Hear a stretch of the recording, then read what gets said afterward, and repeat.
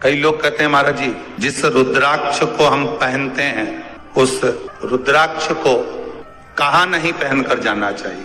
5 स्थान बताएं जहां रुद्राक्ष पहनकर नहीं जाया जाता। कितने स्थान है? 5। और रुद्राक्ष को 5 स्थान पर पहनकर नहीं जाते, पर रुद्राक्ष के लिए वर्णन किया गया है कि रुद्राक्ष कब कब उतार कर उसको वापिस अभिमंत्रित करना चाहिए। 5 जगह पहनकर नहीं जाना चाहिए और रुद्राक्ष को अभिमंत्रित करना मतलब सीधा अमावस्या के दिन, पूर्णिमा के दिन, शिवरात्रि के दिन, श्रावण महीने के सोमवार को, प्रदोष के दिन, ये दिन आपके शरीर में जहां पर भी रुद्राक्ष है, आपके गले में अगर आप रुद्राक्ष पहने हो, आपके हस्त कमल में आप रुद्राक्ष पहने हो, आपने अपने पास में कहीं रुद्राक्ष रख रखा है, तो उस रुद्राक्ष को अमावस्या, पूर्णिमा, शिवरात्रि या श्रावण का सोमवार या प्रदोष आदि, इस दिन उस रुद्राक्ष को एक बार दूध में धोने के बाद उसमें थोड़ा सा सरसों का तेल अवश्य लगाना चाहिए। क्या होगा उससे? उससे होगा क्या? शिव महापुराण की कथा कहती है, महाराज रुद्राक्ष को दूध में धोने के बाद, स्नान कराने के बाद जल से स्नान कराया, थोड़ा सा सरसों का तेल लगा दिया। महाराज क्या मिलता है उससे? तो कहा उस रुद्राक्ष में बल प्राप्त होता है। कौन सा बल? जो शरीर के अंदर बीमारियां बढ़ती हैं, उस बीमारी को वो रुद्राक्ष धीरे धीरे समाप्त करना प्रारंभ कर देता है। पर एक और चीज याद रखना, जिस रुद्राक्ष के पानी को आप बीमारी के समय पर गलाकर पीते हो, उसमें सरसों का तेल नहीं लगाना, उसमें सरसों का तेल नहीं लगाना। उसको तो आप केवल स्नान कराओ दूध से, जल से, और फिर उसको गला दीजिए, उसका पानी आप पीना चालू कर दीजिए। जिसको बड़ी बीमारी होती है उसके लिए कल कथा में वर्णन किया रुद्राक्ष के जल। रुद्राक्ष का जल पिया जाता है शरीर के अंदर से रोग को, बीमारी को हटाने के, रोग बीमारी को समाप्त कर। तब 5 स्थान बता दिए, 5 जगह बता दी, 5 स्थान निश्चित कर दिए जहां पर रुद्राक्ष को पहनकर नहीं जाना। पहला, किसी की मृत्यु वाली जगह पर। दूसरा, जहां पर बच्चे का जन्म हुआ, मृत्यु आदि जगह पर सूतक लगती है, जहां बच्चे का जन्म लगता है वहां सावड़ लगती है। मतलब जीव जाने के बाद दुख का सूतक होता है, और बच्चा जब जन्म लेता है तो सुख की सावड़ रहती है। सुख की 2 स्थान।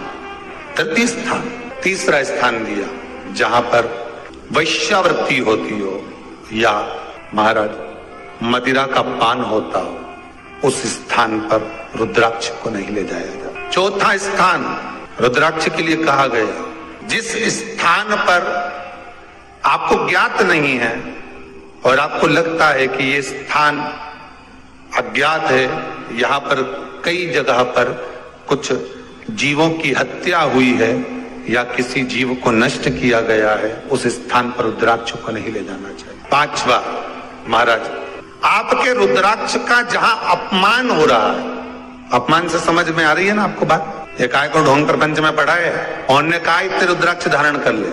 कौन ने कहा है? क्यों ढोंग प्रपंच में पढ़ा है? अगर हम रुद्राक्ष गले में पहन लेते और नारी का रजस्वला धर्म आ जाता है, रजो धर्म का समय आ जाता है, वो रुद्राक्ष हम गले में धारण कर कर रखते हैं, तो वो रुद्राक्ष क्या वो बेकार हो जाता है? पहले एक बात बहुत अच्छे से समझ में, आप सन्यासी हो, जम के बोलो जरा, आप तपस्वी हो, आप साधक हो, आप उपासक हो, या आप बैरागी हो, आप एक गृहस्थी हो, घर में रहने वाली माँ गोदी में रखा हुआ बालक अगर गंदगी भी कर दे, पूरे कपड़े को भी बिगाड़ दे, तो माँ बच्चे का कपड़ा बदल देती है, और बदल कर माँ को ये जरूरी नहीं है कि उसको साड़ी बदलना, उसको कपड़े बदलना या उसको फिर नहाना। बच्चा जब गोदी में होता है तो माँ की गोद में कितनी बार भी गंदगी कर दे, फिर माँ अपने कपड़े बार बार नहीं बदलती, उसी कपड़े से काम करती रहती है, उसी कपड़े से सेवा करती रहती है, उसी कपड़े से भगवान का पूजन भी करेगी तो भगवान स्वीकार करेगा। क्योंकि मातृत्व के लिए, माँ के लिए, नारी के लिए छोड़ दिया गया है कि तुम पर हाँ, आप अगर पूजन करने बैठ रही हो तो आपको ये 7 दिन पूजन नहीं करना। पर रुद्राक्ष अगर आप पहन रहे हो, रुद्राक्ष अगर आप धारण कर रहे हो और अपने जीवन की सार्थकता के लिए स्वीकार कर रहे हो, जैसे तुलसी की माला और रुद्राक्ष की माला गले में पड़ी रहती है, तो ये कंपनी का ट्रेडमार्क होता है कि तुम कौन सी ब्रांड के हो। ये कंपनी का ट्रेडमार्क है।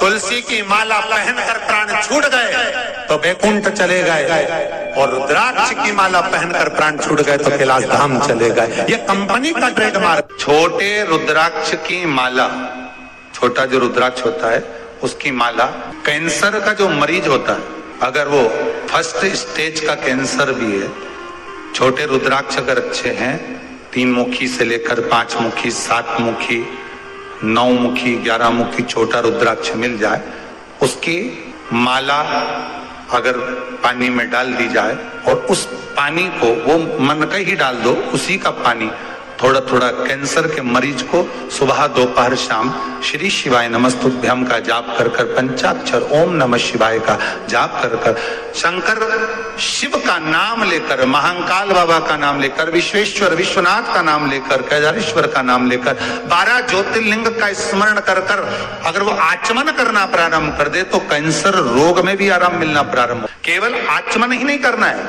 अगर स्त्री है तो अपने उल्टे हाथ पर भी उस मनके की माला को लपेट सकती है। पुरुष है अपने राइट हैंड में उस माला को, अगर कैंसर से पीड़ित व्यक्ति है, रोग से बहुत पीड़ित व्यक्ति, उसको बल मिलता है, उसको पावर मिलता है, उसको एक एनर्जी, उसको एक तेज मिलता है रोग से लड़ने का।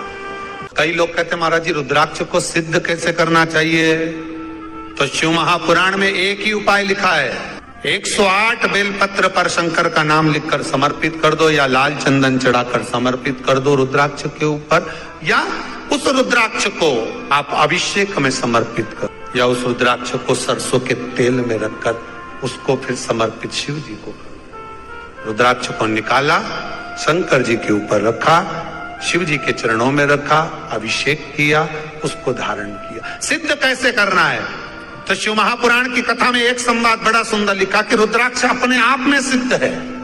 मुंबई में एक मेडिकल रिसर्च सेंटर में इस रुद्राक्ष के पानी का रिसर्च किया जा रहा है। आप लोग निकालना कभी, आप लोग तो उसमें निकलेगा आपको, उसका सेंटर का नाम दिया जाएगा कि किस रिसर्च सेंटर में निकाला जाएगा।